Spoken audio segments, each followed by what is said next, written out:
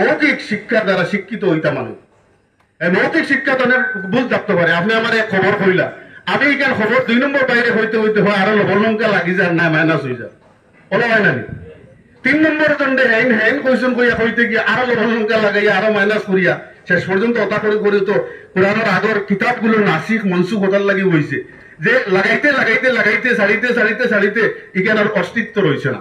কেবলমাত্র কোরআন প্রথম গ্রন্থ, যেটারে প্রথমে তার হাফিজ হোল্ডের সৃষ্টি করা হয়েছে, কোনো ভুল হইতো না। কোনো পরবর্তীতে নবীজির পরের যুগ আইয়া তার নবীজির হুকুম মতো যে সাহাবায়ে কেরাম আজমাইনের যুগে এটারে লিপিবদ্ধ করা হয়েছে। আর এই লিপিবদ্ধ করার জ্ঞান যেটা কলম পৃথিবীতে যদি নাজিল হইতো না, তে লেখিয়া বুঝাইবার কোনো বস্তু এই যে আপনি আমি তো শিখতে শিখতে বলা হয়েছি, ভাষা দেখতে দেখতে মাথা খারাপ।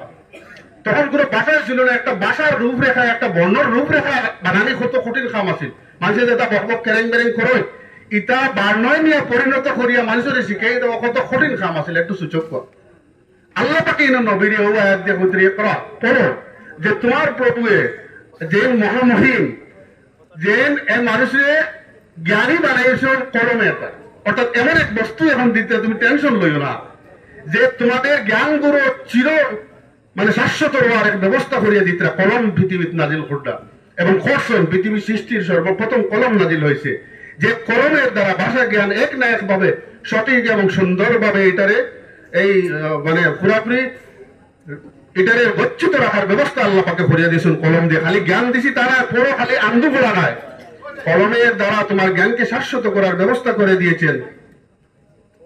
আল্লামাল ইনসানা মা লাম ইয়ালাম, 2 নম্বর আয়াত মুদ্রা তিনি শিখিয়েছেন মানুষকে যা ছিল তাদের অজানা। অজানা সব বস্তু তো মানুষেরও একমাত্র আল্লাহ একাই দেওয়া, তো আমরা অত হিকরা হয়েছি।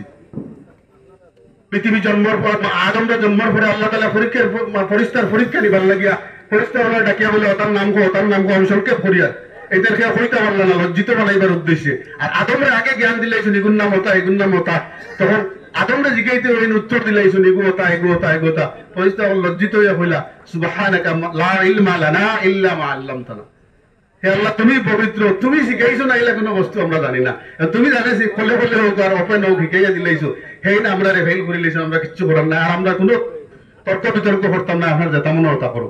ও আদমের অবকাশ পৃথিবীতে আসলো আর আমরা আইলাম। আজকে এই আদমের খোঁজটা কিতা একটু চিন্তা করবা।